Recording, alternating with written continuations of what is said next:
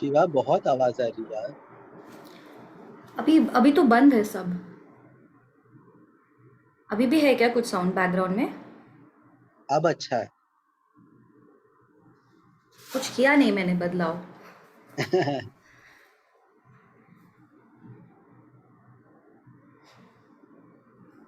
Give me 30 seconds और सो। मेरे को ये फेसबुक लाइव करने में थोड़ा लैपटॉप स्लो।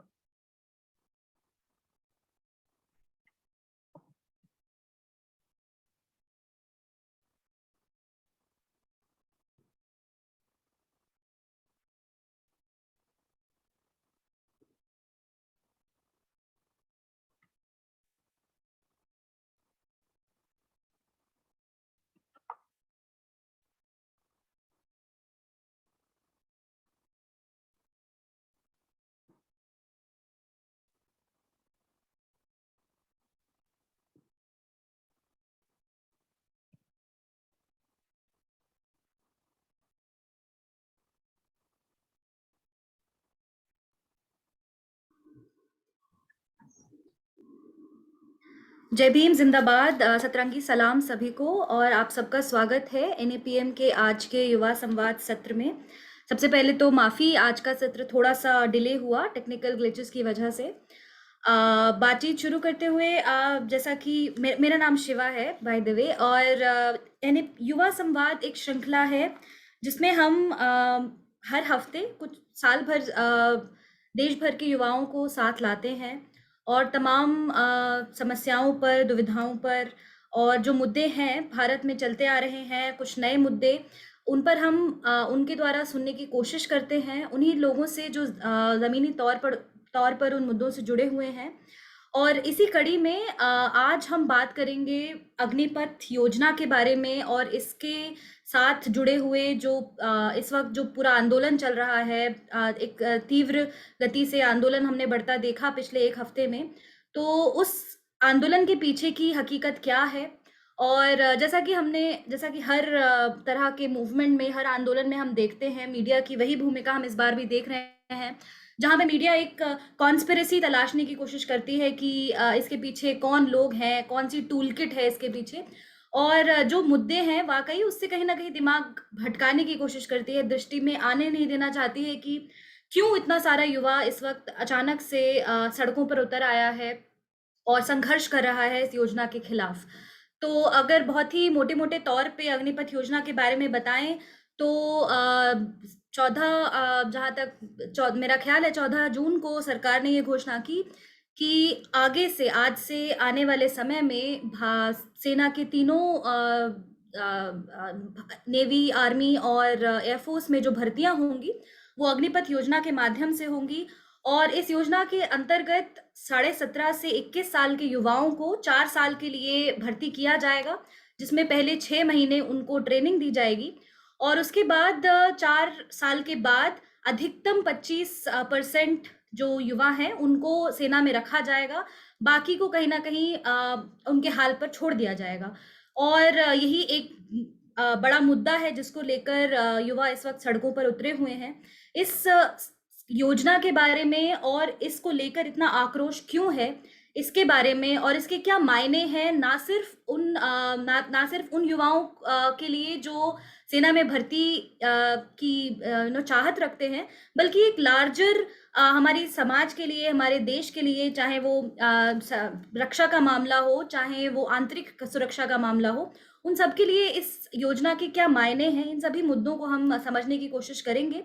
हमारे साथ 3 साथी मौजूद हैं। हमारे साथ शिशु रंजन मौजूद हैं, अंजना मौजूद हैं और बालाजी हमारे साथ कुछ समय में जुड़ेंगे।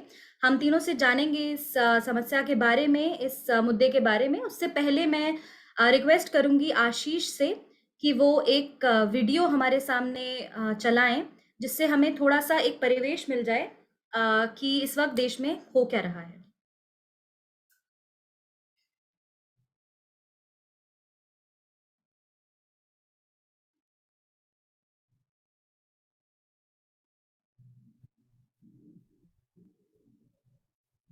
हाँ, मरने के लिए तैयार है। जैसे तुम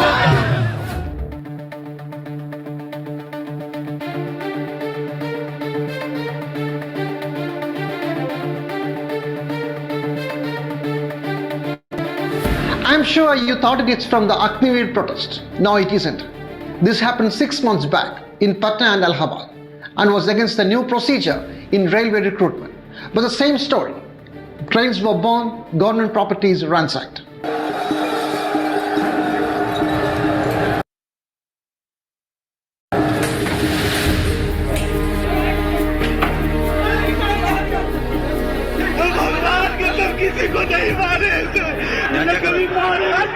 Until date, the recruitment for about 35,000 posts in railways has been freezed. And now, protests against recruitment in armed forces.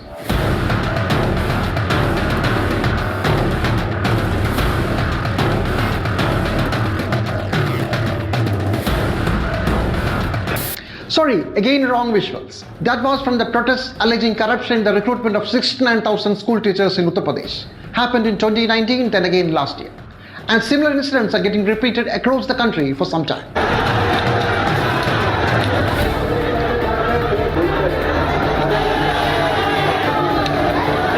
Don't think that Agniveer is a watershed moment in our history.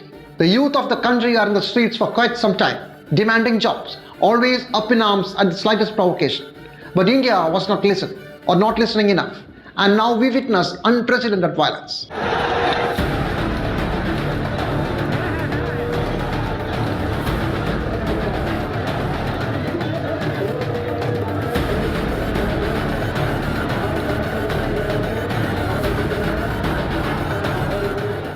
Why is the government reluctant to give them jobs? Are they broke?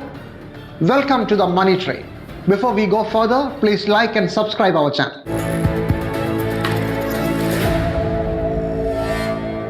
It all started with a tweet from the Prime Minister on June 14th. It promised 10 lakh government jobs within the next 18 months. It will be filled by various ministries in the union government.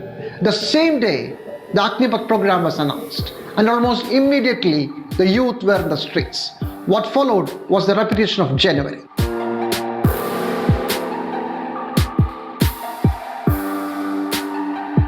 There were two reasons for the youth's outburst. One, no more permanent jobs in the lower ranks of the armed forces. And the second, that is most bizarre one.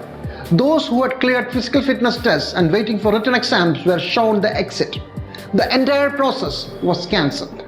We are talking about a loss of 60,000 jobs. मैं 2021 में 5 मार्च को rally हमारा सबका conduct हुआ. Medical भी fit है, हम लोग फिजिकल भी फिट है. ये लोग क्या बोले कि मई में आपका एग्जाम रहता. चलो मई में कोरोना आया तेलंगाना में, तो हम लोग ये कर दिए, ठीक है, वो हो गया. चलो नेक्स्ट पोस्टपोन करेंगे. अक्टूबर बोले, नवंबर बोले, नहीं कराए. फिर जनवरी बोले, उसमें भी नहीं कराए. फरवरी बोले, उसमें भी नहीं कराए. From 2019, armed forces have not completed even a single recruitment process, which is 60,000 appointments each year for the last 4 years. 60,000 into 4 means 240,000 posts are vacant till date. And now the government will only recruit 46,000 persons. 46,000 persons only with a new fancy name. A huge job loss of 1,94,000. This is the nucleus of the issue. Abolishment of 1,94,000 posts. Why did the Defence Ministry delay the recruitment process for years? Of course, there was the pandemic. But we also witnessed the 1-month-long West Bengal election festival last year, if you can call that a festival. The Kumbh Mela was celebrated with the usual fanfare in the same year. But why didn't they spare the military recruitment also? Was it deliberate? Were they waiting to come up with a fancy project? The debate is on. Business tycoons are jumping in for the project. The Mahindras and the Tatas vow to take them on board when they retire. Army veterans shot back, asking how many ex-military personnel have they employed so far. A BJP leader out of enthusiasm offered them security jobs in party offices. मुझे अगर इस office में, BJP के office में security रखना है, तो मैं अग्निवीर को प्राथमिकता दूंगा. Opposition alleged that this was always the Saffron Brigade's wet dream. But let's return to where it all began, the Prime Minister's tweet about filling 10 lakh posts in the union government. How did he arrive at this figure? How much are the total vacant posts in union government? What is the data? In fact, where is the data? We don't know because it was just a tweet, 2-line tweet. There was no mention of the cutoff date. In February, the government told Parliament that 8.72 lakh vacancies exist in central government ministries and departments only. Not PSUs, not public sector banks, not Kendriya Vidyalayas, not central universities, not hospitals and other central government run entities. Now, 2 years ago, the Central Armed Forces, vacancies in Central Armed Forces was about 1 lakh. So if you take the two together, it comes to about 10 lakh. But the parliamentary record shows that 8.72 lakh vacancies are from the financial year 2020. No data is available beyond that. 2 years have passed. Thousands have retired since then. New recruitments must have happened, or did they leave all of them unfilled as they did in the armed forces? Nobody knows. Sorry, only Modi knows. Maybe some of his close aides also know. We don't know. Very strangely, we have been passing through a severe and chronic job crisis, but the government refuses to give the number of vacancies. So, and we have no independent way of knowing the number of vacancies unless government provides that number. So we can't say. It could very well be 10 lakh or more, excluding Central Armed Forces. Let's do the math with the data we have in our hand. Total civilian workforce of the union government is 38 lakhs as per records. Even going by old figure of 8.72 lakhs as the unfilled vacancies, it is 23%. Yes, almost 1/4 of the total vacancies of the union government is unfilled. This is pathetic, unfair too, not only to the job-seeking millions, but also to the government machinery. In 2016, the number of vacant posts was 4.22 lakhs, just 4.22 lakhs, and from there it has jumped to 8.72 lakhs in 2020, more than doubled. The government was steadily keeping the posts vacant for years. There is no doubt in that. And remember, government jobs are the only realistic opportunity for Dalits and tribals of the country to get a decent employment. This government has denied that too. And on top of that, strange study reports from the government argue that every figure connected with employment is looking good, even during pandemic time. Yes, you heard it right. The union government is arguing that even during pandemic, we did great, at least in employment. There is a thing called Periodic Labour Force Survey. Its data for July 2020 to June 2021, means the crucial period of the COVID, argues that unemployment rate went down to 4.2% from 4.8%. Labour force participation is up to 41.6% from 40.1%.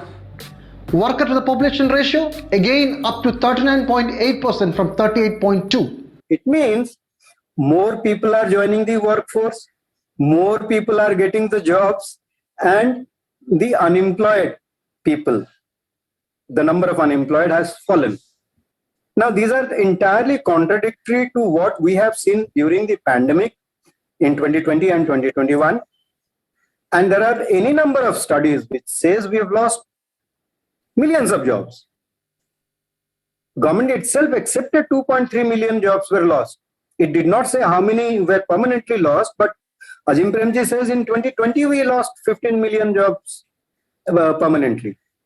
Then we have CMI data, and Asoka University and CMI combined, they studied the job situation in 5 years between 16-17 and 2021. All of these are showing that there is a massive job loss. In 2019, an NSSO household survey placed unemployment rate at 45 years high. Predictably, the government discarded it as preliminary assumptions. But studies by private research firms like CMI also show that unemployment worry still persists, hovering just below 8%, with Haryana leading the list with 24% unemployment. The informal sector, which employs more than 80% of the workforce, is in peril, even before the pandemic, and now it's worst. No signs of improvement too. Violent protests across Bihar, Telangana, Uttar Pradesh, Haryana, Delhi, Jharkhand, West Bengal, Orissa. The youth is angry not because they won't get a job in military, but because they will not get a job at all. Is our government living in a make-believe world? Or trying to make one for us by churning out fake data one after another about unemployment, by abolishing 1,96,000 jobs in the military and creating a temporary workforce with a filmy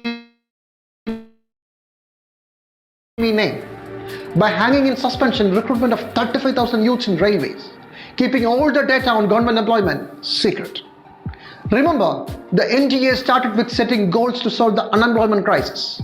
Some say it was 2 crore jobs per year, some say 1 crore, and some others say that there was none. Interestingly, this debate and doubt over numbers started just now. Anyway, I hope we don't have any confusion on what is the status now. India is reeling under unemployment, and schemes like Agnipath won't solve it. It will worsen it. Neither will the promise of 10 lakh new jobs in 18 months, when their track record is just 4.5 lakh appointments in the whole 5 years. We leave you with that thought. Please subscribe to our channel before you leave. Goodbye.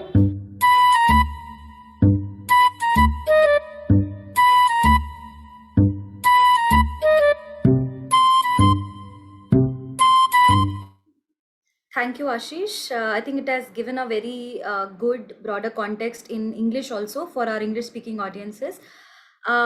इस video से भी कहीं ना हमें मालूम पड़ता है कि ये जो क्राइसिस है ये एक नया क्राइसिस नहीं है, और जो प्रोटेस्ट हैं प्रोटेस्ट भी नए नहीं हैं। इससे पहले हमने रेलवे रिक्रूटमेंट बोर्ड की भर्तियों में भी इसी तरह का आक्रोश देखा, शिक्षक भर्तियों में भी इसी तरह का आंदोलन और आक्रोश देखा। तो ये जो योजना है और इसके इर्द गिर्द जो हमारा एम्प्लॉयमेंट का कॉन्टेक्स्ट है, अगर श्रम और रोजगार को ध्यान में रखते हुए इस योजना को देखें तो क्या बातें निकल के आती हैं, और इस पर हम लोग थोड़ी और चर्चा करेंगे। और सबसे पहले मैं इसके लिए आमंत्रित करूंगी शिशु रंजन को। शिशु रंजन झारखंड से आते हैं और all India revolutionary students organisation के जनरल सेक्रेटरी हैं। वे जामिया मिलिया इस्लामिया से पढ़े हुए हैं और करीब 4 सालों से स्टूडेंट मूवमेंट्स में से जुड़े हुए हैं, चाहे वो फार्मर स्ट्रगल हो, चाहे NEP नेशनल एजुकेशन पॉलिसी के खिलाफ हो रहे आंदोलन हो, वे इन सभी में सक्रिय रूप से जुड़े रहे हैं। तो मैं आमंत्रित करती हूँ शिशु रंजन को कि वे इसके बारे में थोड़ा हमें और बताएं, रोजगार और श्रम के नज़रिए से और युवाओं के नज़रिए से। Thank you Shiva for giving me chance. First of all क्रांतिकारी इस्तिकबाल सभी साथियों को, सभी व्यूवर्स को और यहाँ पे मौजूद सभी साथियों को, सभी को लाल सलाम। अभी जैसा आपने इस वीडियो में देखा कि कैसे मूवमेंट्स बन रहे हैं और यहाँ पे स्टूडेंट्स कहीं ना कहीं फोर फ्रंट में हैं। जैसे रिसेंटली अभी कुछ महीनों पहले हमने देखा था RRB NTPC वाला जो मूवमेंट था, उससे पहले फी हाइक इशू रहा हो, या फिर लगातार मतलब जो स्टूडेंट मूवमेंट का जो एक क्रोनोलॉजिकल वे में जो चलता आ रहा है, साथ ही साथ अदर देन स्टूडेंट्स अगर हम जाते हैं, फार्मर स्ट्रगल चला हमारा, उससे पहले और सारे स्ट्रगल लगातार होते आए। फार्मर स्ट्रगल एक ऐसा ऑर्गेनाइज मूवमेंट था जिसमें लाखों किसान आए, 700 से ज्यादा लोगों ने अपनी सही दे दी। लेकिन अगर हम जो अभी रिसेंट RRB NTPC और जो अग्निवीर वाला जो मूवमेंट चला, इसमें अगर हम देख पाते हैं तो मतलब युवाओं में जबरदस्त उबाल था। क्यों? क्योंकि अचानक से किसी से अगर हम जॉब छीनते हैं तो अचानक से उबाल आता है। लेकिन ये मूवमेंट में अगर सबसे पहले कमी से स्टार्ट करते हैं, फिर आगे हम लोग विल मूव फॉरवर्ड की व्हाट कुड बी डन, और कैसे ये गवर्नमेंट किस तरीके से युवाओं को सप्रेस कर रही है, और कैसे ये जो ब्राह्मणिकल जो मनवादी हिंदुत्व जो फासिस्ट रूल ये लाना चाह रही है, उसका एक क्रोनोलॉजिकल जो सीक्वेंस क्या होता है कि 4 लेबर कोड आता है जिसमें जो लेबर राइट्स को कम्प्लीटली स्नैच किया जाता है। 44 जो लेबर राइट्स होते हैं उनको 4 लेबर कोड्स में डाला जाता है। उसमें हम लार्ज नंबर में देखते हैं कि कैसे जॉब्स को मतलब कैजुअल जॉब में बदल दिया जाता है। उसमें जो जॉब सिक्योरिटी की बात होती है उसको कम्प्लीटली स्नैच कर दिया जाता है, उसको छीन लिया जाता है। अब लेबर मूवमेंट वहां पे बन नहीं पाया, इसके पीछे बहुत सारे रीजंस हैं। अगर हम इतिहास में जाते हैं तो पहले क्या होता था कि फैक्ट्रीज में लेबर वर्कर्स एक जगह काम करते थे, लेकिन धीरे धीरे इन लोगों ने डिसेंट्रलाइज कर दिया। जो मोड ऑफ प्रोडक्शन को अगर डिसेंट्रलाइज करने पे जो वर्कर्स एक जगह पे आ नहीं पाए, अब उसका जो एक टेक्निक्स आप स्टूडेंट मूवमेंट में आप देखिए, अगर हम यूनिवर्सिटीज को देखते हैं तो यूनिवर्सिटीज को इसी तरीके से ये ऐसे तोड़ना चाह रहे हैं, यहाँ के स्टूडेंट्स को ऐसे साइडलाइन करना चाह रहे हैं कि स्टूडेंट्स भी मूवमेंट डेवलप ना कर पाए। हमारी कमियां यहाँ पे क्या रही, इसमें इवन हमारी भी कमी रही, हम स्टूडेंट ऑर्गेनाइजेशन की कमी रही, यूथ की भी कमी रही कि जो अग्निवीर या अग्निपथ मूवमेंट को हम दिशा नहीं दे पाए। इसमें जो स्टूडेंट्स में एक उबाल था। अभी जैसा अनएम्प्लॉयमेंट रेट हमने देखा कि अभी लगभग 7% से ज्यादा अनएम्प्लॉयमेंट रेट चल रहा है, और अभी धीरे धीरे जॉब स्नैच किए जा रहे हैं। रेलवे में लार्ज नंबर में जॉब खत्म किए जा रहे हैं। अभी हमने देखा था कि आई थिंक स्टैटिस्टिक्स था या आई फॉरगॉट द नेम, उसमें से जॉब खत्म किया जा रहा है। तो ऐसे ऐसे जो कैपिटलिस्ट जो एजेंडा है, जो इम्पीरियलिस्ट एजेंडा जिस तरीके से चल रहा है, ये चाहते हैं कि अमेरिकन मॉडल को यहाँ पे लाएं, इजराइल के मॉडल्स को लाएं यहाँ पे, लेकिन ये नहीं पता है कि जो भारत का डाइवर्सिटी है, जो भारत का जो इकोनॉमिक स्टेटस है, सोशियो इकोनॉमिक बैकग्राउंड रहा है, इसको दरकिनार करते हुए मोदी जी क्या कहते हैं कि इसमें हम इसको कॉपी पेस्ट करेंगे। एक छोटा सा लाइन में जो अग्निवीर योजना का जब राजनाथ सिंह जी शुभारंभ कर रहे थे, तो उसमें एक सेंटेंस बोला था जिसको मैं कोट करना चाहता हूँ। उनका कहना था कि just give me a second, हाँ, कि वो जो नकल करके अपनी अकल बढ़ाने की कोशिश करते हैं उनकी शकल बिगड़ जाती है। तो अभी का दौर वही चल रहा है। ये क्या चाह रहे हैं कि मतलब दूसरे की नकल करना चाह रहे हैं। चाइना में भी जैसे अभी रिसेंट हम लोग डेटा देखेंगे कि इंडियन आर्मी में मतलब सॉरी अदर आर्मीज जो हैं, जैसे यूएस आर्मी हो या फिर इजराइल आर्मी हो, वो लोग जो ह्यूमन पावर को, मैन पावर को कम करके वो मॉडर्नाइज कर रहे हैं चीजों को। उनके पास ऐसी टेक्नोलॉजी है, उनके पास अपना जो लेटेस्ट वेपन्स हैं उनको क्या कहते हैं, उनको जनरेट करने का अपना सोर्सेस है, उनके पास रिसर्च है, उन लोगों ने रिसर्च पे काफी पैसे बहाए हैं। लेकिन इंडियन कॉन्टेक्स्ट में देखते हैं तो ये कहीं ना कहीं कहाँ से लाते हैं, ये खरीद के लाते हैं। तो पैसा हमारा क्या हो रहा है, वहां बर्बाद हो रहा है, इंस्टेड ऑफ कि ये रिसर्च में डालें। अगर और सारी चीजों में हम देखते हैं, जैसे सोशल साइंसेज रिसर्च में अभी लेटेस्ट में एक आर्टिकल पब्लिश हुआ था ईपीडब्ल्यू में, जिसमें सोशल साइंसेज रिसर्च पर डेटा आया था।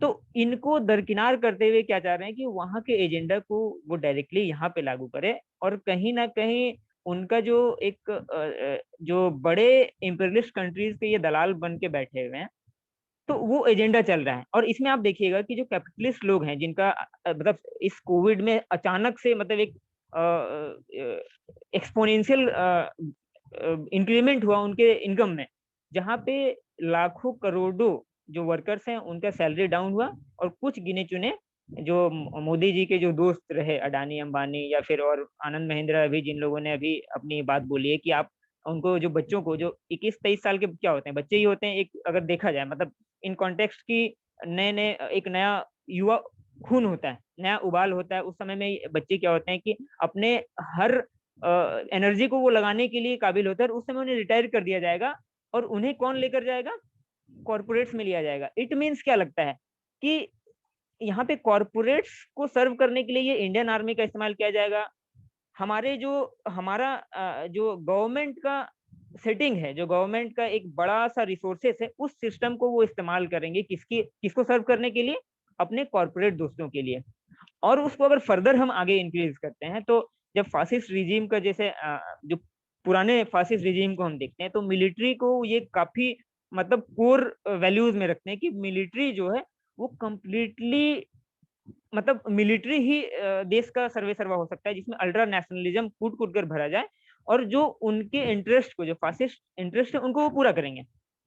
तो यहाँ से देखिए कि 23 साल, 24 साल, 25 साल में जो रिलीज मतलब रिटायर होकर आएगा, वो आखिर जाएगा कहाँ?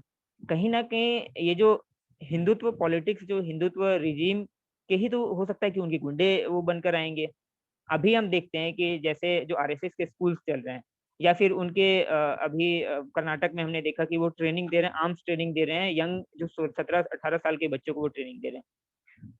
पहले क्या होता था कि वो इलीगल तरीके से वो देते थे, अब उनके पास एक लीगलाइज सिस्टम हो जाएगा, जिसमें वो गवर्नमेंट मतलब आम पब्लिक के पैसे को इस्तेमाल करके वो अपने हिंदुत्व फोर्स में इस्तेमाल करेंगे, और इनके लिए आसान हो जाएगा, जिसे हम कहते हैं कि जो उनका सपना है, हिंदू राष्ट्र का सपना जो बनाने का जो सपना है, जिसमें कम्प्लीटली मनुवादी सिस्टम पे वो चलेंगे, मनुस्मृति को वो लागू करेंगे, तो उनका एक वे है, और ये चलता आ रहा है।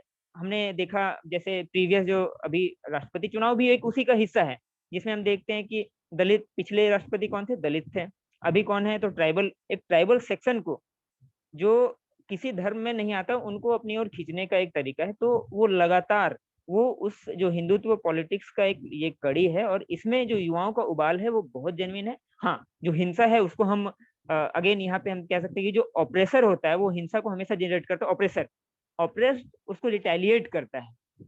अब उस ऑपरेस्ड के जो रिटेलिएशन को जैसे जो गोदी मीडिया है, वी कैन से कि जो गोदी मीडिया उनके एजेंट के तौर पे काम कर रहे हैं, और लगातार देश को इन लोगों ने इस मतलब इस गड्ढे में धकेल दिया है। तो वो लगातार वो काम करते रहेंगे। और एक नया अभी जो एमएलए बेचने का जो सिस्टम अभी लगातार चला रहा है, देश यहाँ पे जल रहा है, यहाँ पे ट्रेन को जलाए जा रहे हैं, यहाँ पे युवाओं का अनएम्प्लॉयमेंट रेट इतना भयानक चल रहा है, लेकिन यहाँ पे अभी खरीद फरोख्त की जो ये बिजनेस है, जो कैपिटलिस्ट जो मोड ऑफ पॉलिटिक्स चल रहा है, तो इसमें संघर्ष ही हमारा एक माध्यम बन जाता है और युवा इस संघर्ष में आगे आए हैं। हाँ, इसमें गलती हमारी रही कि उसको हमने मतलब एक अच्छा लीडरशिप नहीं प्रदान कर पाया। किसान आंदोलन हमारे लिए एक बड़ी सीख थी, जहाँ से हमें चाहिए कि किसान आंदोलन को देखते हुए उनका जो तरीका रहा, किसी मूवमेंट को कैसे सस्टेन किया जाता है और कैसे जो असली दुश्मन है, जैसे किसान आंदोलन में हमने देखा कि जो कॉर्पोरेट को पहचान कर आम पब्लिक, हर एक छोटे से छोटे किसान ने पहचाना कि उनके असली दुश्मन कॉर्पोरेट्स हैं और उन्होंने डायरेक्टली उस पर वार किया। तो आज युवाओं को उस चीज को समझने की जरूरत है। और जैसे हमने बिहार में देखा, जैसे जिस लोकेलिटी से मैं भी आता हूँ, तो लोगों का एक सपना होता है कि आर्मी में हम जाएं, देश को सर्व करें, और मतलब एक बड़ा सपना होता है। वो लगातार मेहनत करते हैं, इवन लगातार वो सुबह उठकर 4 बजे दौड़ना स्टार्ट करते हैं, 3-4 साल लगातार मेहनत करते हैं, और अचानक से उनके सपनों पर अगर कोई ऐसे छुरा घोंप दे तो कैसा लगेगा। तो ये उबाल उस तरीके से वो जेन्युइन था। जैसे एक हम देखते आए हैं कि सारे अभी टीचर्स, जैसे एनईपी में भी हम देखते हैं कि कैजुअल टीचर्स को लेकर जो एक समाज को जो सर्व करने वाले लोग होंगे उनको हम नौकरी देंगे। तो उसमें जो आरएसएस का जो नेक्सस है, आरएसएस को गवर्नमेंट में कंप्लीटली उनका जो सेटिंग है, उनका कंप्लीट जो कंट्रोल है वो लेना चाह रहे हैं। और इसमें आर्मी को मिलिटराइजेशन का ये एक बड़ा स्टेप के लिए इन लोगों ने इस अग्निवीर और अग्निपथ योजना को लाया है। और इसमें हम देखते हैं कि 2-3 साल का जो हर साल जैसे 60,000 इंडियन आर्मी में या फिर सारे ये में रिटायर होते हैं जो आर्मी लोग हैं, तो उनके जो 2 से 3 साल का जो रिक्रूटमेंट को खत्म किया गया है, तो उनका एक हिस्सा है। और ये मॉडर्नाइजेशन के नाम पर, जिसको अभी हम देख रहे हैं कि काफी लोग जो गवर्नमेंट सपोर्टर हैं, जो गवर्नमेंट के चमचे लोग आ गए हैं, या मीडिया हो या फिर और पुराने कुछ लोग ऐसे भी हैं, पुराने वेटरन जो आर्मी के लोग हैं, वो लोग गवर्नमेंट को सपोर्ट कर रहे हैं। लेकिन ऐसे में कुछ ऐसे रिटायर्ड आर्मी पर्सनल हैं जो इस अग्निवीर योजना का जो के पीछे का जो हिंदुत्व एजेंडा है उसको लगातार वो बाहर निकाल रहे हैं। इसमें हमने देखा कि एक आर्गुमेंट ये भी दिया गया कि जो 23 साल में अगर रिटायर होगा, अगर उसको आर्मी ट्रेनिंग हम देंगे, उसके पास गन की ट्रेनिंग होगी, मिलिट्री का एक कंप्लीट ट्रेनिंग होगा, आखिर फिर उसके बाद वो कहाँ जाएगा। हो सकता है कि इससे समाज में जो क्राइम है वो और बढ़ सकता है। बहुत सारी चीजें इसका एक निगेटिव सेटबैक्स हो सकते हैं। तो इसको बिना ध्यान में रखते हुए अनकॉन्स्टिट्यूशनल तरीके से अचानक से, जैसे हमने देखा नोटबंदी, रात के 8 बजे आते हैं टीवी में और कहते हैं कि सारे नोट बंद कर दिए जाएंगे। अचानक से जीएसटी में भी ऐसा ही होता है, आते हैं और बोलते हैं कि जीएसटी लागू किया जाता है। तो अचानक से एक ऐसे तरीके से ये लाते हैं और लाखों युवाओं के सपनों पर, लाखों नहीं करोड़ों युवाओं के सपनों पर अचानक से पानी फेर देते हैं। तो ये गुस्सा जायज है, लेकिन इस गुस्से को जो बनाए रखना युवाओं में और एक पीपल्स मूवमेंट डेवलप करना जो लगातार चले, और जो फासिस्ट रिजीम को उखाड़ फेंकने की जो सपना है, और इसको खत्म करके जो मेहनत कशों का जो हम राज की बात करते हैं, जिसमें युवाओं का राज हो, महिलाओं को बराबरी हो, जिसमें हम बात करते हैं कि युवा के पास शिक्षा, रोजगार, सारी चीजें अवेलेबल हो।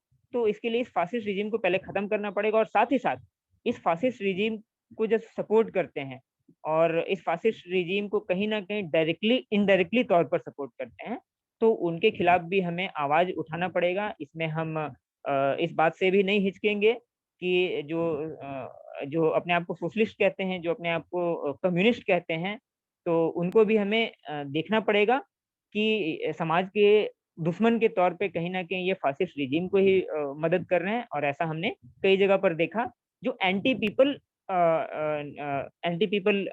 कानून को लागू करते हैं, एंटी पीपल चीजों ये एंटी पीपल जो स्कीम्स को लागू करते हैं, तो इसके खिलाफ हमें लगातार आवाज उठानी होगी। और युवाओं का जो मूवमेंट है, स्पेशली जो अनएम्प्लॉयमेंट के खिलाफ हो या जो शिक्षा की लड़ाई हो, उसके खिलाफ हमें लगातार उठना पड़ेगा। और अग्निवीर क्या, अभी आगे और सारे ऐसे मूवमेंट आएंगे जब हम सोशल स्ट्रक्चर में हम देखते हैं कि जिस तरीके से ये गवर्नमेंट लगातार कुछ ना कुछ और ऐसा लाएगी जिसमें फिर युवा हो या फिर वर्किंग क्लास हो, ये लगातार ऐसे मूवमेंट्स आएंगे। बस बात ऐसी है कि अब हमें एकजुट होकर एक ऐसा नेक्सस तैयार करना पड़ेगा जिसमें हम जो फासिस्ट रिजीम के खिलाफ एकजुट होकर इसको उखाड़ फेंकने को लेकर हम आगे बढ़े। तो जी मैं ज्यादा टाइम ना लेते हुए अपनी बात यही खत्म करता हूँ। शुक्रिया। शुक्रिया साथी। ये गुस्सा कहाँ से आ रहा है, इसको कहाँ सिचुएट करना है, इस पर आपने एक बहुत अच्छा हमें परिवेश इसका हमें आपने समझाया। मैं अब अंजना को बुलाना चाहूँगी और उनसे मैं ये भी रिक्वेस्ट करूँगी कि वो इसकी थोड़ी सी डिटेल्स के बारे में भी हमें बताएं कि इस स्कीम के अंदर किस तरह की डिटेल्स हैं, चाहे वो पेंशन से रिलेटेड हो, रिक्रूटमेंट से रिलेटेड हो, लीव से रिलेटेड हो, और वो कैसे कहीं ना कहीं रिलेट करता है भारत में जो श्रम और रोजगार का कॉन्ट्रैक्चुअलाइजेशन है इन जनरल, जो पहले हम देख रहे हैं धीरे धीरे हर सेक्टर में बढ़ा है, और अब वो डिफेंस सेक्टर में भी किस तरह से उसका आगमन हो गया है, तो उसको लेकर भी आप थोड़ा सा डिटेल में हमें बताएं। थोड़ा सा इंट्रोडक्शन देते हुए, Anjana SFI student federation of India Delhi की स्टेट कमेटी मेंबर हैं और centre for informal sector and labour studies में PhD कर रहे हैं JNU से। अंजना, मैं आपको हैंड ओवर करती हूँ और आप इसके बारे में हमें बताएं। Comrade, I'm audible, right? Thank you, Comrade Shiva and comrades at NEPM and all comrades who've joined today for this discussion. मेरी हिंदी उतनी अच्छी नहीं है तो मैं थोड़ा मिक्स करके बात करना पसंद करूँगी। The Agnipath scheme in question raises several contestations, and this contestations is not just on the employment, safety and security of the Agniveers in question, but of the entire youth of this country, of the entire safety and security of the country at large. और इस मुद्दे के जो core में हम locate करना चाहेंगे, जैसे कॉमरेड शिवा ने और कॉमरेड शिशु रंजन ने बताया था कि इसके कोर में लोकेट करना पड़ेगा जो एक कॉन्ट्रैक्चुअलाइजेशन, जो एक प्राइवेटाइजेशन जो हम लार्जली इस कंट्री में since the Inception of BJP government देखते आ रहे हैं। एंड इस कॉन्ट्रैक्चुअलाइजेशन के तहत जो आ रहा है on the what results it on the youth of the country, on the student community, on the larger working class of this country, is that they are having to face the brunt of it, where they are the ones having to face the brunt of unemployment. And especially when we're talking about Agnipath, we're talking about a set of people who are at a very young age, at the age of 17, pledging their life to the nation.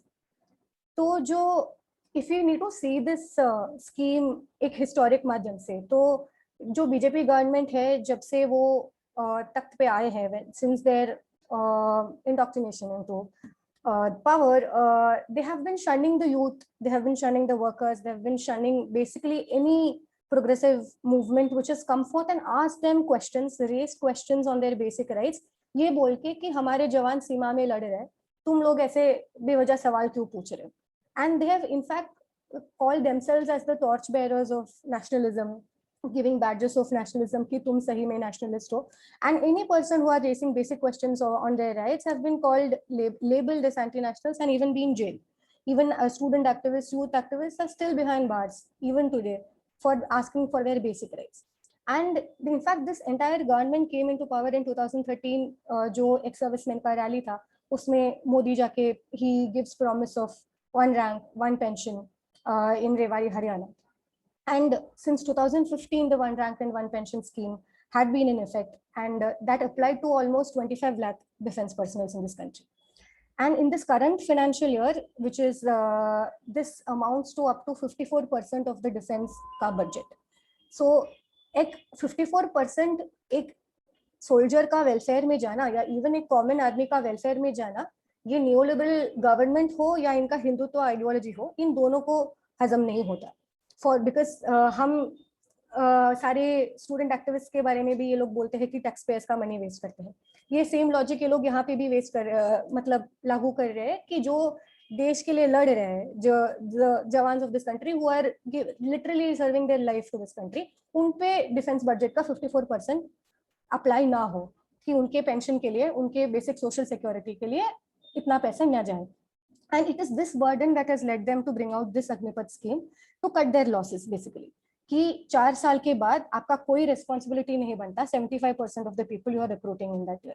इनको ना कोई pension मिलेगा, ना कोई social security benefits या कोई gratuity. अभी आप अगर 2030-32 का प्रेडिक्शंस अगर देखें तो half of the army force would be Agniveers, which means कि this would drastically bring down the number of beneficiaries under the ex-servicemen contributory health scheme, जो हम बोलते हैं ECHS। तो इसके तहत a bulk of 55 lakh plus beneficiaries are under ECHS who are soldiers and their families, and इनका health care, इनका basic ailments इस सब इसमें cover हो जाता है। Now already this scheme is facing such financial burden कि 1000 crore का बिल अभी भी पेंडिंग है इस स्कीम में। एंड जो ऑफिशियल फिगर्स हम देखें फॉर ECHS ऑफ 2021-22 अगर देखें तो 5000 करोड़ का एक्सपेंडिचर आने वाला है, आया है इसमें, और सिर्फ इस स्कीम के लिए बजटेड है 3000 करोड़। तो we can already see a major shortfall falling for the scheme for basic healthcare of army personnel and their family. And with the coming of this scheme, we are washing off any responsibility to non-officer role soldiers for their healthcare and healthcare of their families. And जो ये जैसे comrade शिशुरंजन ने बोला था already कि जो ये pension के बिल से उनको कट के आने वाला है, they are going to use this for defence force modernisation, कि हमारा डिफेंस फोर्स अपग्रेड करे विद मॉडर्न टेक्नोलॉजी, ये सब। पर इफ वी एक तो ये बिल उसमें कन्वर्ट करने के लिए सालों लग जाएंगे, डेकेड्स लग जाएंगे। But even if you are looking at the current state of Indian army, अभी according to data 30 squadron of fighter jets है हमारे पास when we actually need 42 squadrons. Indian navy के पास 130 ships है when we actually need 200 ships. And we are already at a deficit of 1 lakh soldiers. We've already seen in the video. And on top of that, we are going to put only 45,000 soldiers every year. And it is not just कि हम एक security के माध्यम से हम देखें कि हमारे पास कम army men हैं, पर even if you're looking at the people going to be recruited, ऐसे ही नहीं है कि इनको ये 4 साल में और उसके बाद भी इन आर्मी मैन का डेफिसिट के लिए इनको काम करना पड़ेगा। This burden would be on them. और उसके ऊपर this job is a very highly skilled job, कि आपको वेरी स्पेशलाइज्ड रोल फुलफिल करने पड़ेंगे, high level training, technical knowledge, ये सब आपको प्राप्त करना पड़ेगा। उसके लिए experience is a very important this thing, कि आप 17 years सर्व कर रहे थे पहले for acquiring such skills, because otherwise your safety, the individual safety of the person is also at risk. और जो हम the major point of the discussion being the Agniveers in question, the people 17 to 21 years old who would be recruited henceforth as Agniveers into the armed forces, उनका 4 साल की training के बाद उनको एक अनएम्प्लॉयमेंट का जो एक ढेर बन गया है हमारे देश, जहाँ पे 45 crore people have even stopped looking for jobs, even above the unemployment rate. And that is the situation of youth of this country already. और इसके ऊपर हम देख रहे हैं कि these are people right after school, और 17 years पे देश के लिए पॉन करना अपनी जिंदगी। and this is what the central government, this is what the government is giving them in response, कि तुम एक crucial aspect of your life पे, जहाँ पे तुम employment के लिए अपने आप को prepare कर रहे हो, उस टाइम तुम देश सेव कर रहे हो, and उसके बाद तुम्हें कोई employment नहीं मिलने वाला। And several ministries have come to give jobs for the Agniveers, including Central Armed Police Force, Assam Rifles, Telecom Department, Financial Services, and even as we already saw in the video, कि BJP का National General Secretary is ready to employ them as security. But these things raises very important questions. एक तो पहले कि ये jobs अगर already थे, तो ये jobs youth को पहले क्यों नहीं मिल रहा था? कि a lot of youth organizations have been protesting for several years, complaining about jobless growth, कि रोजगार मिलना चाहिए लोगों को। तब ये मिनिस्ट्रीज के जॉब्स कहाँ थे? सेकेंडली कि अगर आप ऐसे रिक्रूटमेंट कर रहे हैं तो आप बोल रहे हैं कि अग्निवीर्स को ही सारा गवर्नमेंट पब्लिक सेक्टर जॉब्स मिलेंगे, trying to create a divide within the working class. It is trying to create a sort of a single window into jobs for government and public sector. And in this country, a government job is a major factor for any sort of social stability, social security.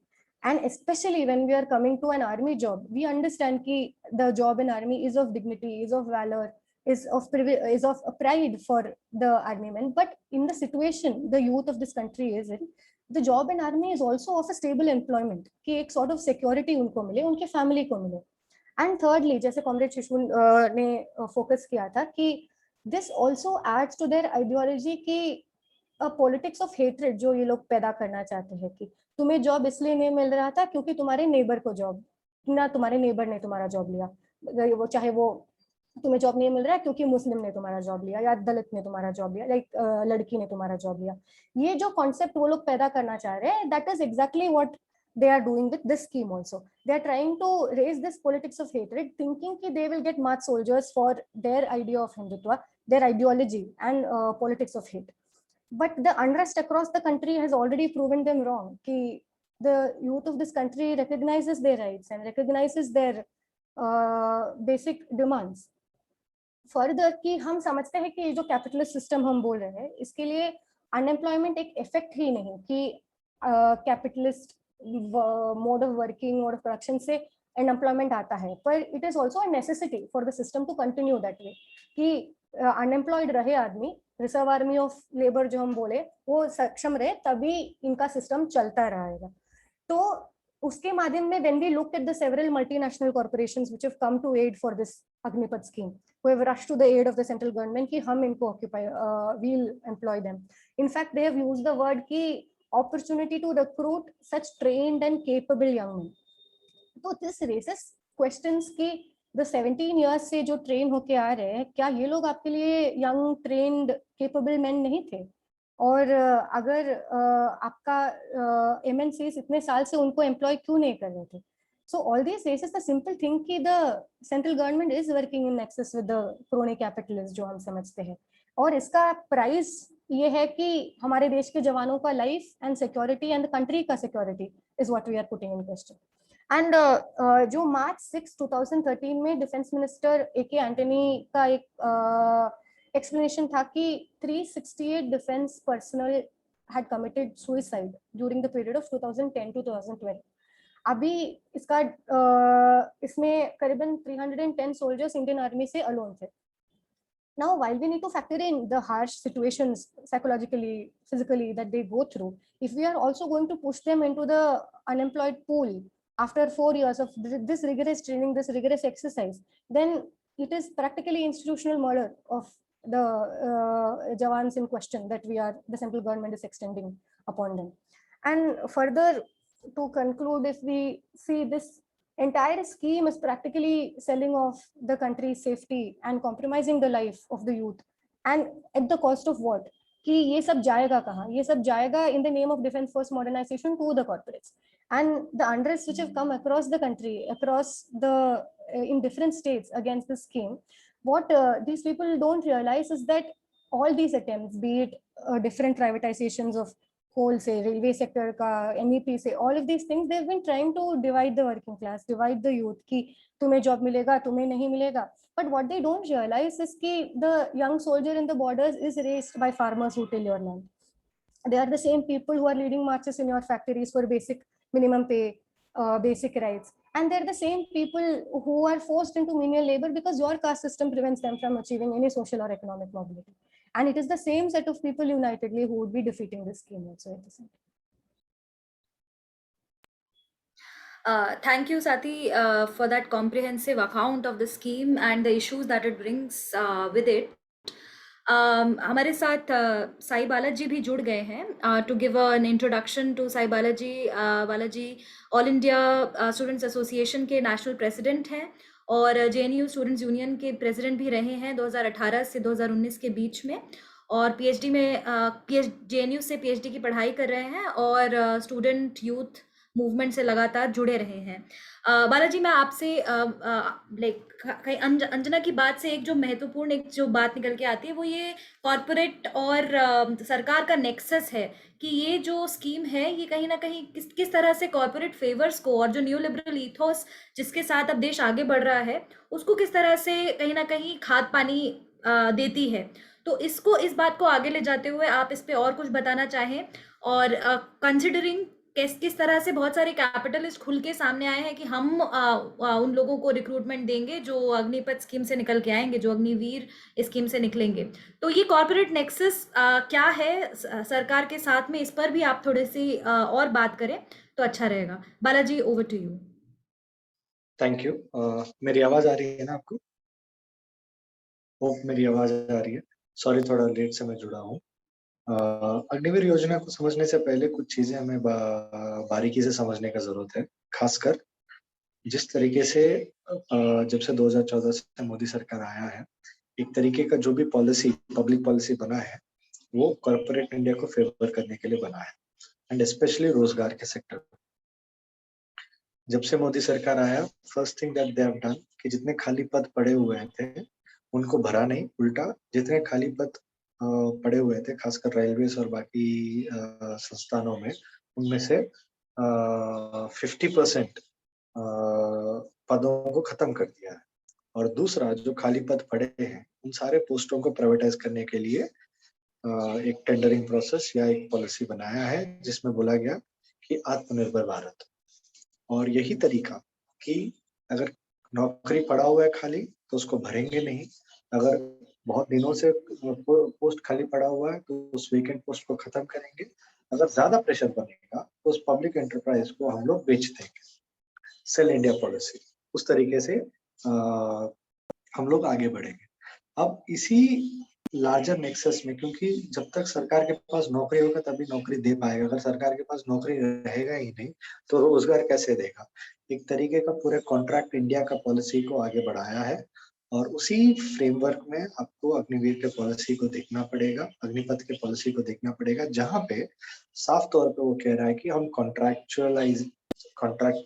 Army जवान को कॉन्ट्रैक्चुअलाइज करेंगे 4 साल के। Policy के सारे details आप लोगों को मालूम है, बट पॉलिसी रिलीज करने के बाद जो सरकार ने कुछ चीजें बताया कि बोला कि 10% हम लोग रिजर्वेशन देंगे अग्निपथ स्कीम वालों को, या प्रेफरेंस देंगे उन लोगों को कि आने वाले नौकरियों में। ये हंसी वाली बात है कि जो ऑलरेडी मौजूदा नौकरियां हैं, केंद्र सरकार में more than 30 lakh jobs are lying vacant, राज्य सरकारों में more than 30 lakh jobs are lying vacant, इसमें सबसे ज्यादा खाली पद बीजेपी रूल्ड स्टेट्स में है। आप जो ऑलरेडी पद खाली पड़े हैं उसको भर नहीं रहे हैं, और आप ये बात कह रहे हैं कि अग्निवीर जब निकल के 4 साल के बाद आएंगे आप उनको इन पदों में लें। एक तो पहला जुमला ये है। दूसरा, जो डाटा लगातार इस हाल फिलहाल में निकल के आया है, जो हमें देखना चाहिए, द हिंदू में वैजेता जर्नलिस्ट ने एक खबर की जहाँ पे बताया कि कैसे 1.2 लाख से ज्यादा पद सेंट्रल पुलिस फोर्सेस में खाली पड़ा हुआ है, और पिछले 3 साल में उसके हायरिंग में 80% गिरावट आई है। और सरकार ये कह रहा है कि उनका दूसरा दावा है कि सेंट्रल पुलिस फोर्सेस में अग्निवीरों को प्रायोरिटी दी जाएगी। पहले जो खाली पद पड़े हुए उसको आपने भरा, और उसमें 80% गिरावट आई, और अग्निवीरों को कहाँ से आप नौकरी देने जा रहे हैं। तीसरी बात, आप सब लोगों को मालूम है, जो अग्निवीर योजना में जो जाने वाले जवान है वो खाली अपनी नौकरी के लिए नहीं, बल्कि गांव में आर्मी में जाके नौकरी करना उनके लिए एक प्राइड की बात होता है, पूरे गांव के लिए भी। और जब से उनको ये बात पता चला है कि 4 साल के बाद 75% लोग वापस आ जाएंगे, एक सोशियोलॉजिकल इश्यू यहाँ पे निकल के आएगी कि गांव में कैसे उन लोगों को एक्सेप्ट किया जाएगा कि एज अ फील्ड सोल्जर उनके ऊपर जो मनोबल है वो किस तरीके का रहेगा। और वही नहीं, पिछले अपने प्राइम ईयर्स में सब चीज सैक्रिफाइस करके वो अग्निवीर बन के जा रहे हैं, और सरकार उनको दे क्या रहा है बदले में, एक ऑनलाइन डिग्री, और 4 साल के बाद बिना ग्रेच्युटी का, बिना कोई परमानेंट नौकरी का टाटा बाय बाय कह के बेच दे रहा है, और उनके सैक्रिफाइस का कोई वैल्यू नहीं है। और उसी टाइम पे उनके जो पीयर्स हैं, जो लोग अग्निवीर योजना में नहीं गए बल्कि कॉलेज यूनिवर्सिटी चले गए होंगे, कॉलेज चले गए होंगे, वो लोग बेहतरीन डिग्री लेके they will be at a much better situation than the Agniveers in finding employment. And जो प्राइवेट सेक्टर, चौथी बात, जो ढंडोरा पीट रहा है कि हम रोजगार देंगे अग्निवीरों को, सबसे मजेदार बात यह है कि यही प्राइवेट सेक्टर पिछले 3 सालों में कोविड के बहाने लेते हुए या रिक्रूटमेंट रोक दिया है, या जो भी मौजूदा नौकरियों को कॉन्ट्रैक्ट पे लिया है, और या जो कॉन्ट्रैक्ट पे नौकरियां हैं उनको तनख्वाह ढंग से नहीं दिया है।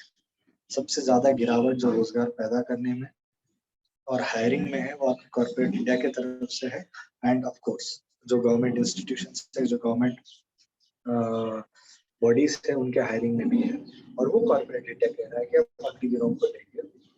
जो अभी तक कई सारे एक्स सर्विसमैन ने इस बात को भी जिक्र किया कि एक्स सर्विसमैन को इतने नौकरी 15 साल नौकरी करके आने के बाद उनको नौकरी नहीं दे रहा है, वो कैसे अग्निवीरों को देगा। एंड सबसे बड़ी बात जो कई सारे डिफेंस वेटरन्स ने इस बात को बार बार जिक्र किया कि सोसाइटी में इस तरीके का जब 4 साल ट्रेन करके लोग आएंगे तो उस बेरोजगारों का फौज का किस तरीके का इम्पैक्ट सोसाइटी पे होगा और किस तरीके का मिलिटराइजेशन होगा, किस तरीके का एक इनसिक्योरिटी पैदा होगा, ये सोसाइटी के लिए डेंजर है। मुझे लगता है अग्निवीर योजना में कई सारे पहलू है, बट सबसे बड़ा पहलू ये होना पड़ेगा कि जिस तरीके का कॉन्ट्रैक्चुअलाइजेशन को बढ़ाया जा रहा है आगे, ये देश के लिए खतरनाक है। एंड जो सरकार कह रहा है कि हमारे पास पेंशन और सैलरी देने के लिए पैसा नहीं है, वही सरकार 20,000 करोड़ का सेंट्रल विस्ता प्रोजेक्ट बना रहा है और पिछले 8 साल में 10 लाख करोड़ से ज्यादा टैक्स रिबेट कॉर्पोरेट्स को दिया है। तो कॉर्पोरेट्स को टैक्स रिबेट देने के लिए आपके पास पैसा है, अपने लिए महल बनाने के लिए आपके पास पैसा है, बट इस देश के नौजवानों को परमानेंट नौकरी देने के लिए आपके पास पैसा नहीं है। सबसे बेहतरीन उदाहरण कॉर्पोरेट नेक्सस का यही होगा। इसी बात को कहते हुए मैं अंत में ये बात बोलूंगा, जो एक लाइन बहुत पॉपुलर भी हुआ है नौजवानों में, अग्निवीर योजना no rank no pension only tension scheme है, क्योंकि आप नौकरी करेंगे, आपको कोई रैंक नहीं है, अलग से रैंक है अग्निवीर, अब निकल के आएंगे आपको पेंशन नहीं है, अब निकल के आने के बाद आपके प्राइम टाइम में रिक्रूटमेंट के नाम पे रिटायरमेंट है और नौजवानों की टेंशन और खासकर अग्निवीरों की टेंशन वहीं से शुरू होती है। और कॉर्पोरेट इंडिया का बयानों में अगर आप उलझेंगे क्योंकि उनके वादों का कोई गारंटी नहीं है, तो ये सबसे बड़ा धोखा है नौजवानों के साथ जो हो रहा है। एंड आगे आने वाले दिनों में इसके ऊपर एक बेहतरीन आंदोलन, यूनाइटेड आंदोलन डेवलप करने का हम लोगों को जरूरत है। Thank you. Thank you Balaji. जो इसका सोशलॉजिकल साइकोलॉजिकल इम्पैक्ट है, जैसा कि बालाजी ने बहुत अच्छी तरह से बताया कि ये ऑलमोस्ट बच्चे ही हैं जो स्कूल से सीधे अग्निपथ योजना में जाएंगे और उसके बाद बिना किसी एजुकेशन के, बिना किसी फॉर्मल एजुकेशन के वो जब इस योजना से बाहर आएंगे तो कौन से सेक्टर्स हैं जो उनको ऑब्जॉर्व करने के लिए है बने हुए, कौन से स्किल्स हैं अपार्ट फ्रॉम जो डिफेंस से वो जो स्किल लेके आ रहे हैं, उसके अलावा उनके पास कोई इस तरह की एजुकेशनल स्किल्स नहीं है जिससे और दूसरे सेक्टर्स उनको ऑब्जॉर्व कर पाएँ। तो यहाँ पे कहीं ना कहीं ये भी एक बातें उठती हैं कि ये 4 साल के लिए आपको हम जो लगातार हम इसकी भी बात करते हैं, उस मुद्दे से भी जुड़ा हुआ है कि एजुकेशनल सीट्स हमारे पास इतनी जो कम है, कहीं ना कहीं ये ऐसा भी लगता है कि वो समस्या को भी इससे जोड़ के देखना चाहिए कि अभी आप अगर 4 साल में अगर आप एक बड़े तबके को इस योजना के अंतर्गत भेज देंगे तो फिर आपको वो एजुकेशनल सीट्स भी लाने की ज़रूरत नहीं है और उस समस्या के लिए भी आपको कहीं ना कहीं एक ईजी रास्ता मिल जाएगा कि आपको जहाँ पे उनको एजुकेशनल फैसिलिटीज़ देनी थी वहाँ से भी आप बच के निकल सकते हैं। और यहीं पे मतलब मुझे वीके सिंह का वो बयान याद आता है जहाँ पे वो कहते हैं कि आर्मी जॉब नहीं है कोई, और मतलब कोई भी डिफेंस सर्विसेज कोई जॉब नहीं है बल्कि मौका है एक तरह से देश को सर्व करने का। पर उसमें सवाल यही उठता है कि वो मौका फिर वो केवल 4 साल के लिए ही क्यों दे रहे हैं, जब इस देश का युवा छात्र एक लंबे समय तक देश को सर्व करने के लिए तैयार है तो वो मौका इतने कम समय के लिए क्यों दे रहे हैं उनको। तो इसी कड़ी में मैं एक this is also the government that beats its chest on hyper nationalism, जो कि आर्मी का नाम लेके बहुत सारे अपने बहुत कामों को एक लेजिटिमेसी देने की कोशिश करती है।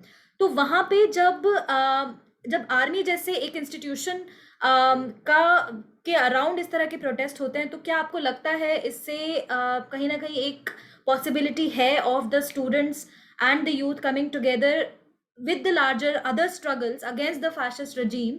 आपको लगता है इस तरह की पॉसिबिलिटी कोई बनती दिखती है जहाँ पे सरकार के खिलाफ जो दूसरे आंदोलन खड़े हुए हैं उनके साथ एकजुटता बन पाए और ये जो एक चेहरा है सरकार का बिल्कुल कॉरपोरेट के हितों के लिए काम करने का, वो एक पूरी तरह से उजागर हो पाए?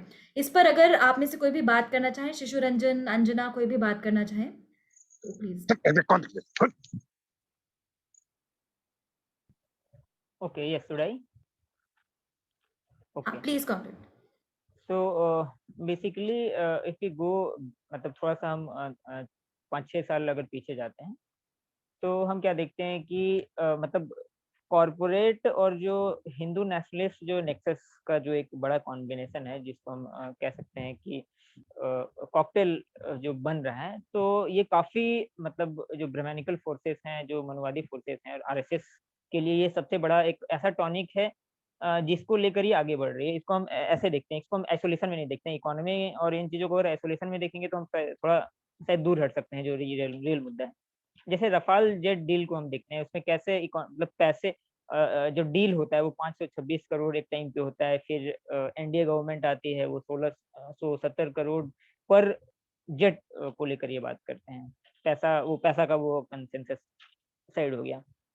अगर हम अब उसको फिर लॉन्च जब उसको इंडिया में लाते हैं, तो इंडिया में लाने के बाद एक स्पेशल रिचुअल परफॉर्म किया जाता है, जिसमें हम जैसे देखते हैं कि मिर्ची और क्या कहते हैं लेमन को यूज किया जाता है ताकि नजर ना लगे। फिर हम देखते हैं कि एक स्पेशल रिचुअल टीका लगाने का जो टेक्निक्स है, या फिर ऐसे ऐसे चीजों को इस्तेमाल किया जाता है। सॉरी, हाँ, तो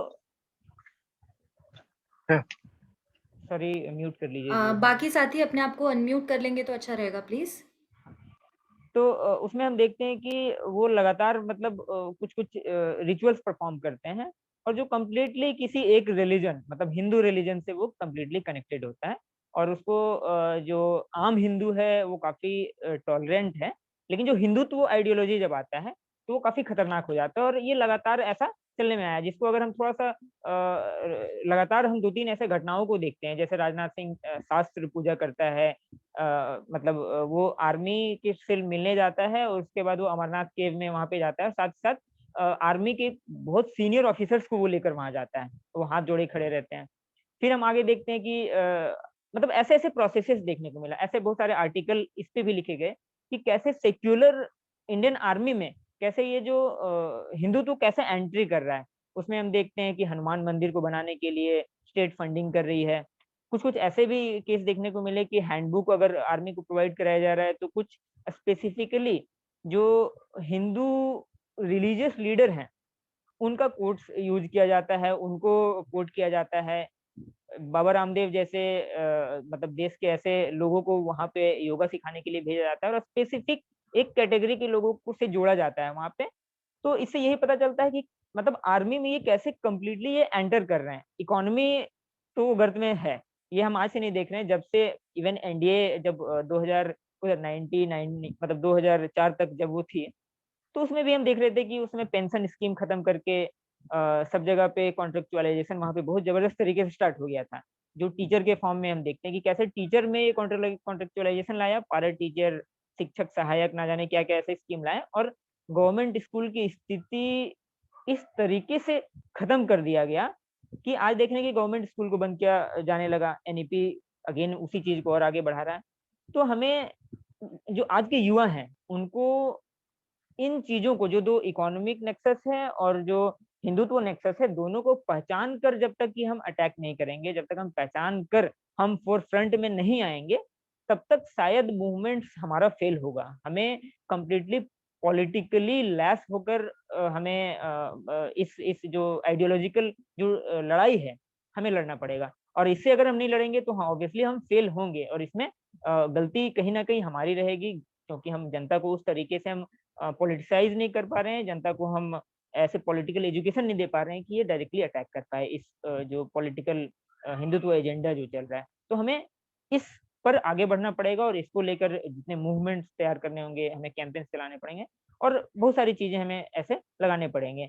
और उसमें एक चीज और थोड़ा सा मैं ऐड करना चाहता हूँ, जैसे अभी डिस्कशन हो रहा था कि कैसे जो वर्क फोर्स को कैसे खत्म किया जा रहा है। एक डेटा अभी रिसेंट द हिंदू में एक पब्लिश हुआ था कि बहुत सारे ऐसे जो वर्कर हैं, मतलब लगभग जो क्या कहते हैं उसे, मतलब जो फॉर्मल सेक्टर में जो काम कर रहे हैं, उसमें ऐसा हमें देखने को मिलता है कि 53.8% ऐसे हैं जो रेगुलर वेज पे हैं या फिर सैलरीड वर्कर हैं, वो सोशल सिक्योरिटी बेनिफिट नहीं पाते। इट मीन्स जो वर्किंग सेक्टर में काम कर रहे हैं रेगुलर सैलरीड हो 53.8% लोग को एलिजिबल नहीं है वो सोशल सिक्योरिटी बेनिफिट्स को लेकर। तो ये स्थिति बन रही है। अब वो संख्या क्या होगी, लगातार वो परसेंटेज लगातार बढ़ेगी। ऐसा भी हम देख रहे हैं कि जो ये लगातार बढ़ रहा है। अभी रिसेंट में हमने देखा कि 19 से लेकर 21 तक काफी ये बढ़ा है, जिसमें बिना सोशल सिक्योरिटी बेनिफिट के लोग आ रहे हैं। जेंडर में अगर हम जाते हैं तो जेंडर डिवाइड भी लगातार बढ़ रहा है। इसमें जो बहुत सारे ऐसे वर्कर हैं, जैसे एक यहाँ पे हम देख रहे हैं कि मेल्स में 65.2% ऐसे वर्कर हैं जो बिना रिटेन कॉन्ट्रैक्ट के वो काम कर रहे हैं। तो मतलब गवर्नमेंट सेक्टर में अगर ऐसा हो रहा है तो नॉन गवर्नमेंट सेक्टर में क्या होगा। और मतलब जब आप देखेंगे जो नॉन फॉर्मल सेक्टर में है, कंस्ट्रक्शन सेक्टर है या और सारे सेक्टर्स में, तो इतना मल्टीफोल्ड सिस्टम तैयार किया जाता है जहाँ पे किसी को मतलब पता ही नहीं कि वो आदमी काम कहाँ से कर रहा है। तो ये सिस्टम तैयार करने की गवर्नमेंट में कोशिश की जा रही है और उसमें मिनिस्ट्री में भी ऐसा कुछ डेटा आया है कि मिनिस्ट्रीज में भी, यूनियन मिनिस्ट्रीज में भी चीजों को कॉन्ट्रेक्चुअलाइज किया जा रहा है। तो हमें इकोनॉमिक जो सिचुएशन है उसके खिलाफ भी लड़ना होगा और साथ ही साथ जो इनका हिंदुत्व प्रोजेक्ट है उसके खिलाफ ही लड़ना होगा स्पेसिफिकली। फिर धीरे धीरे हम लोग आगे बढ़ते हुए चीजों को हम ये सॉल्व कर सकते हैं। शुक्रिया। ये बहुत ज़रूरी बात है जो आपने इस पे हमारा ध्यान दिलाया कि जो पॉलिटिकल स्फेयर है, इकोनॉमिक स्फेयर है और सोशल स्फेयर है, उसको अलग अलग 3 तरह से नहीं देखा जा सकता है। वो किस तरह से एक दूसरे से जुड़ता है और उसको एक साथ ही समझने की ज़रूरत है। ये एक इम्पॉर्टेंट पक्ष है जो आपने रखा। मैं एक अंजना से एक और मैंने आपके आर्टिकल में पढ़ा कि आपने 1966 कोटा को ये जो बाईपास करके स्कीम जाती है इन टर्म्स ऑफ रिक्रूटमेंट, उसको लेकर भी इफ यू कैन थोड़ा सा shed light on that and like tell us how that impacts, what kind of impact that can have on the economic social structure of the country. This particular concept doesn't actually apply only to the Agnipath scheme. हम देख रहे हैं कि even farmers farm bill जो थे and several other provisions जो ये जो central government लाए हैं, this has bypassed several other procedures which we have fought for a long time. कि government का एक federalism principle हो, state governments का rights हो, इन सारे चीजों को हटा के एक centralized model खड़ा करना is part of their modus operandi. कि उसी तहत कि द 1966 एक्ट जो था कि स्टेट को पावर देते हैं for certain quota for sort of reservation की to ensure a sort of ethnic linguistic unity and calm working atmosphere in the army, इसको कंप्लीटली बाईपास करके ये अग्निपथ स्कीम आएगा. And what that results in कि even studies have called forth कि this is a very scary thing to come forth in the this thing ki it even brings situations amounting up to civil wars, and that is a very dangerous thing which this scheme actively promotes, not just a sort of security threat internationally but within the country also.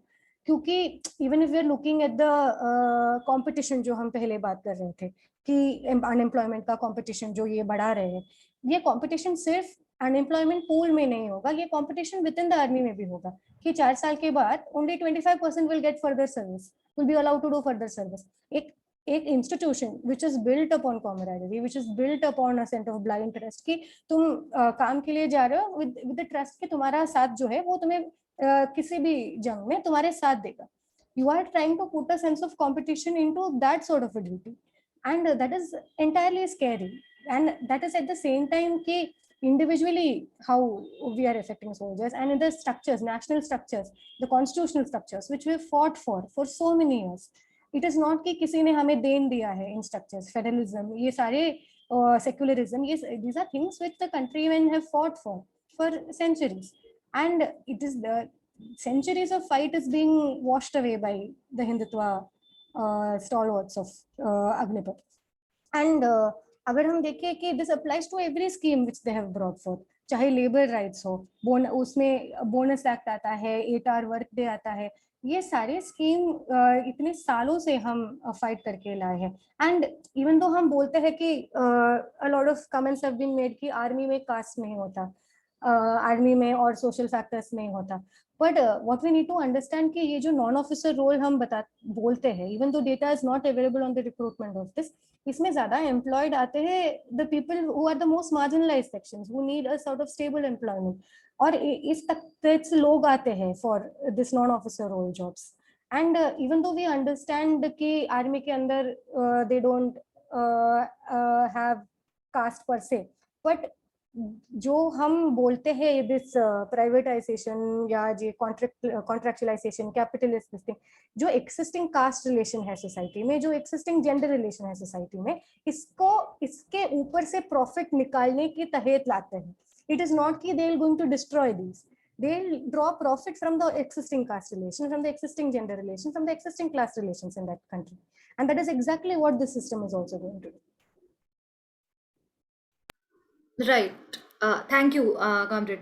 एक सुहास कोलेकर ने एक सवाल पूछा है कि अगर अग्निवीर खाली mail population से आएंगे और 25% ही एम्प्लॉयड होंगे तो क्या ये औरतों और लड़कियों के खिलाफ भी एक डिस्क्रिमिनेशन का एक तरीका है, और तो इसका जेंडर एस्पेक्ट क्या है, इस पर अगर आप में से कोई भी थोड़ा सा बता पाए.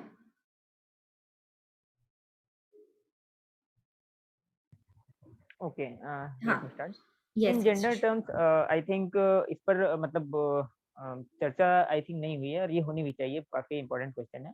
जैसे आज ही हमने एक पता नहीं न्यूज में देखा या फिर कहीं पे मैंने देखा, एक सेंट्रल गवर्नमेंट किसी मंत्री के ही पेज पे हमने देखा, तो I think they are going to recruit air women kind of thing. तो ये बड़ा क्वेश्चन है कि ऑब्वियसली जैसे हम देखते हैं, I am not going to question on the, मतलब जो आर्मी है उनके वीरता या चीज़ों पे हम क्वेश्चन उस तरीके से नहीं करना चाहते हैं, लेकिन जब हम थोड़ा सा मैस्कुलिनिटी को हम देखते हैं, जो मेन आर्मी होते हैं, तो वो थोड़ा सा चिंताजनक होता है. और अगर ऐसा जब मतलब मेल पॉपुलेशन को ही ज़्यादा भर्ती किया जाएगा तो ऑब्वियसली समाज में जो मैस्कुलिनिटी की जो बात आती है, obviously it will increase. And in my opinion तो ये एक बड़ा डिवीजन क्रिएट करने जा रहा है जेंडर के टर्म्स में. अगर वो विमेन को रिक्रूट नहीं करती हैं और विमेन को अगर वो स्पेस नहीं देते हैं, तो obviously it will be a threat to the gender in जो आर्म फोर्सेस का जो जॉनर है, जो स्पेयर है. हाँ, मैंने इस तरह से भी पढ़ा था कि नेवी में विमेन रिक्रूटमेंट की बात की गई है अग्निपथ स्कीम के अंतर्गत भी, मगर सवाल वही उठता है कि ऑलरेडी जो मेजरली जो विमेन एम्प्लॉयड होती हैं वो इनफॉर्मल सेक्टर में होती है ना, वेरी वेरी प्रिकैरियस लेबर. तो अगर इसके अंदर भी औरतों को रिक्रूटमेंट देने की बात कर भी दी जाए तो भी एक तरह का एक प्रिकैरियस एम्प्लॉयमेंट ही है जो उन्हें मिलेगा. तो हम उसको सेलिब्रेट भी किसी तरह से नहीं कर सकते हैं. अगर कुछ फोर्सेस में या कुछ पर्टिकुलर रोल्स में विमेन रिक्रूटमेंट की बात कर भी दी जाए तो कहीं ना कहीं उसमें रिक्रूटमेंट करना ना करना दोनों तरह से ही मतलब एक आइडियल सिचुएशन नहीं है, ना ही जेंडर के एस्पेक्ट से ना ही एम्प्लॉयमेंट के एस्पेक्ट से. तो अगर कोई पार्टिंग कमेंट्स हो या आपके कोई सवाल हैं तो आप चैट में लिख सकते हैं, नहीं तो अपनी बात अपना हाथ भी उठा के अपनी बात रख सकते हैं. अगर if there are any parting comments from Shishuranjan और अंजना तो वी कैन टेक दोस, नहीं तो हम सेशन को कंक्लूड करेंगे. अंजना आप कुछ? हाँ, yes I would like to just appeal to the from your platform. मैं देश के जो युवा हैं और जो विद्यार्थी लोग हैं जो देश को लेकर चिंतित हैं, साथ ही साथ जो चिंतित नहीं भी हैं, जिनको कई लोग ऐसे भी, मतलब कई लोग नहीं, जो मेजॉरिटी जो पॉपुलेशन है आज थोड़ा हिंदुत्व को लेकर काफी चिंताजनक है. जैसे अभी महाराष्ट्र में हम देख रहे हैं कि मतलब शिवसेना दो पार्ट बन चुकी है जो हिंदुत्व को लेकर लड़ रही है कि नहीं मैं सबसे ज्यादा हिंदुत्व हूँ, तुम नहीं हो. कोई कह रहा है कि नहीं मैं सबसे ज्यादा हिंदुत्व हूँ. तो ऐसे सिनेरियो में जो युवा है, आज युवाओं से यही हम अपील करना चाहते हैं कि अगर आज हम देश के लिए नहीं उठे, देश के जो जनता है, देश के इकोनॉमिक कंडीशन के लिए नहीं उठे, देश के जो ऑपरेस्ट क्लास है जिसमें हम दलित कहते हैं, ओबीसी हैं, मुस्लिम्स हैं, आज जो बुलडोजर राज का जो टेक्निक चल रहा है, और हो सकता है ये अग्निवीर 4 साल के बाद कहीं ना कहीं, मतलब अभी सरकार कानूनी तरीके से, मतलब गैर कानूनी चीजों को कानूनी तरीके से वो कर रही है, हो सकता है 4 साल के बाद ये अग्निवीर आएंगे और उनको वो हिंदुत्व फोर्सेस उनका इस्तेमाल करेंगे कि मुस्लिम्स का घर ढा दो। तो ऐसे सिचुएशन में युवाओं से अपील ये होगी कि आज के दौर में जो हिंदुत्व डिवाइड पॉलिटिक्स चल रहा है, जो बीजेपी का और आरएसएस का, आरएसएस ने जिस तरीके से हर स्फेयर को हाईजैक कर लिया है, चाहे वो इंडियन आर्मी हो, हर फोर्सेस, उनके स्कूल्स बड़े-बड़े चल रहे हैं, तो हर जगह से वो चीज़ों को ऑपरेट कर रहे हैं और उनके खिलाफ हमें खड़ा होना पड़ेगा। ये वही ऑर्गेनाइजेशन है जो भारत की सबसे पहली, जिसे हम आतंकवादी ऑर्गेनाइजेशन कह सकते हैं, जिसने गांधी जी को मारा। तो अगर इनको हम सत्ता का बागडोर देते हैं और चलाने देते हैं तो कहीं न कहीं ये समाज को पूरे तरीके से तितर-बितर कर देंगे। ये नया हिटलर के तौर में जो मोदी आज है, तो हमें सत्ता से इन्हें उतारना पड़ेगा और लगातार मूवमेंट ही एक ऑप्शन है, और कोई ऑप्शन नहीं है। हमारे पास मास मूवमेंट ही एक ऑप्शन है।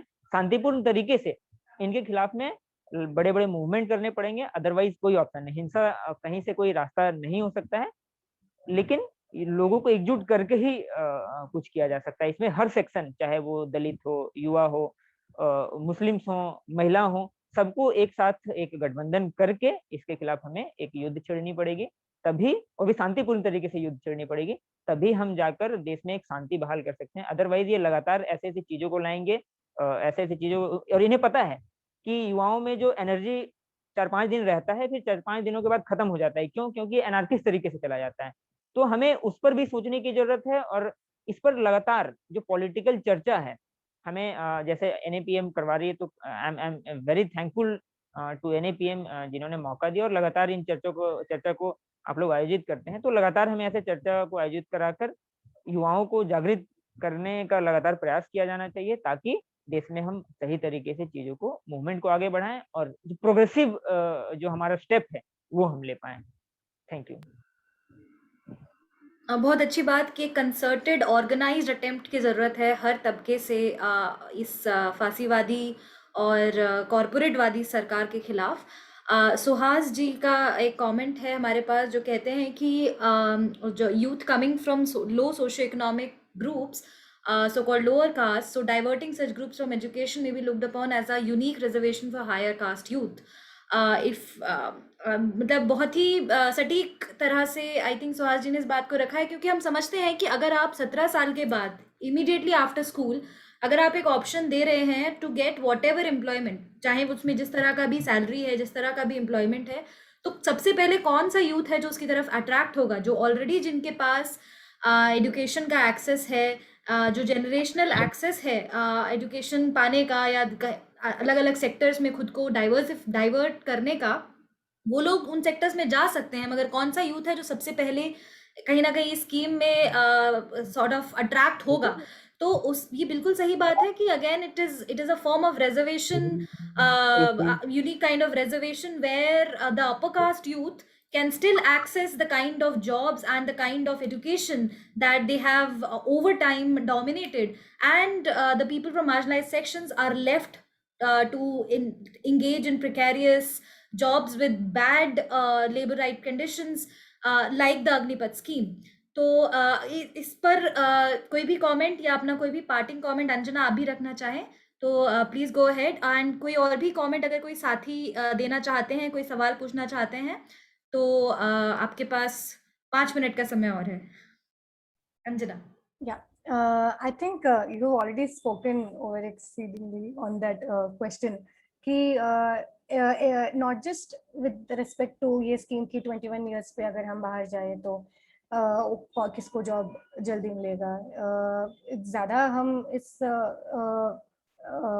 एम्प्लॉयमेंट सेक्टर में ही देखें और एजुकेशन सेक्टर में भी देखें कि there has been through NEP and several other measures and even the threat on public education largely, it is very true that the people from marginalized sections, from marginalized castes are continuously being shown the outdoor to any sort of education or employment. जो even अगर हम इस पे research करना चाहेंगे तो भी NEP के तहत बोर्ड ऑफ डायरेक्टर्स डिसाइड करेंगे कि तुम किस बात पे रिसर्च करोगे या किस बात पे नहीं रिसर्च करोगे। तो at a very large level in the sense कि रिसर्च माध्यम पे हो या रियलिटी में हो, सारी जगह पे for the marginalised sections these times are very testing, and for the larger people of this country, these times are very testing, and it is very easy to lose hope in such situations. And sessions like these do not just help us to analyze and come at a, as Comrade Shishu said, an organized mode of operation for our movement, but also gives us a beacon of hope in these trying and testing times. So I thank all members of NAPM, Comrade Shiva, Comrade Meera, Comrade Ashif for inviting us for this session. Thank you so much.